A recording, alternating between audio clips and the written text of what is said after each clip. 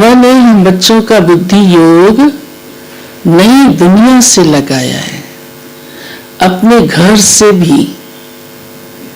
तो महावीर जो होंगे उनकी बुद्धि में नई दुनिया होगी, और नई दुनिया में ही चलने का बाबा हम बच्चों को ये पुरुषार्थ सुनाते हैं कि उसके लिए सबसे ज्यादा जरूरी है अपनी आत्मा को सतो प्रधान बनाओ, और बातें नहीं चाहिए। क्योंकि आत्मा ही तो जैसी बनकर जाएगी वैसा सतयुग में पाएगी,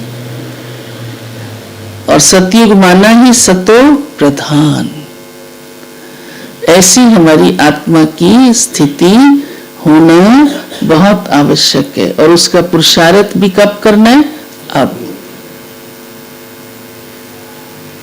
फिर बाबा बहुत प्यार से हम बच्चों को देखते हैं, कहते तुम मेरे आशिक हो।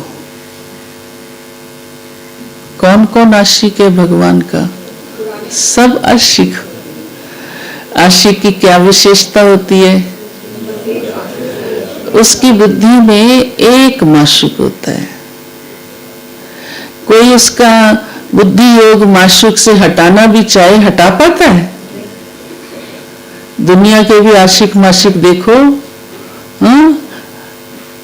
कोई नहीं भी चाहता होगा, या माता पिता देखेंगे कुछ ठीक नहीं है, वो कितना समझाएंगे लेकिन सुनते नहीं, फिर चुप करके भी आशिक माशिक एक हो जाएंगे, दुनिया देखती रह जाएगी। और ये तो फिर कौन सा माशूक है? हाँ, परम आत्मा, जिसको आपने अपना बनाया है, और अभी ही नहीं, जन्मों जन्मों से उसके मिलने की आश थी ना, रोज उसको ही तो बुलाते थे ना। और ये तो हम परम सौभाग्यशाली बाबा के बच्चे हैं जो हमको वो माशूक मिल गया। ये भी आपका कोई पुण्य का खाता है ना, जो वही माशूक मिल गया जिसको आपने बुलाया था, जिसको आप चाहते थे। हे भगवान आओ, हे प्रभु दर्शन दो, अखियां दर्शन की प्यासी, है ना? क्या क्या कहा, आप आओगे तो वारी जाएंगे, पूरे बलिहार जाएंगे, जो कहोगे वही करेंगे, जहां बिठाओगे जो खिलाओगे, क्या क्या कहा। तो उसी के आप अब आशिक, उस माशूक से मिले हो। तो बाबा कहते हैं इसलिए हमेशा बुद्धि में एक माशूक, एक बाप, और किसी को दिल में नहीं बिठाओ। तो जब ऐसी बाबा के साथ हमारी याद जुड़ जाएगी तो सतो प्रधान बनना भी सहज हो जाएगा। मेहनत नहीं लगेगी। कई बार कईयों को सूक्ष्म पुरुषार्थ में थोड़ा मेहनत फील होती है, वो भी बाबा हम बच्चों से छुड़ा देता है। बाबा कहते हैं अच्छा मेरी मोहब्बत में रहो तो मेहनत कहाँ से आई, फिर तो मैं ही याद आऊंगा, और कोई क्यों याद आएगा। फिर और सब तो हैं भी इस पुरानी दुनिया के ना, पुरानी आत्माएं है ना सब।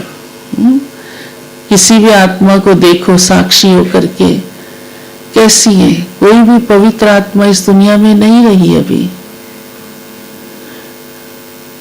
कई बार अनुभव कई सुनाते हैं, कहते मैं समझता था ये आत्मा बड़ी अच्छी है, लेकिन जब मैं उसके व्यवहार में आया, ओहो, कुछ टाइम बाद पता लगा, 2-4 साल तक तो असलियत समझ में ही नहीं आती।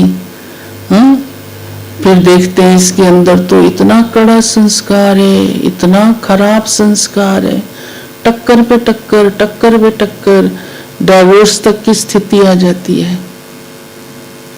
या माँ बाप बच्चों से हैरान परेशान हो जाते हैं।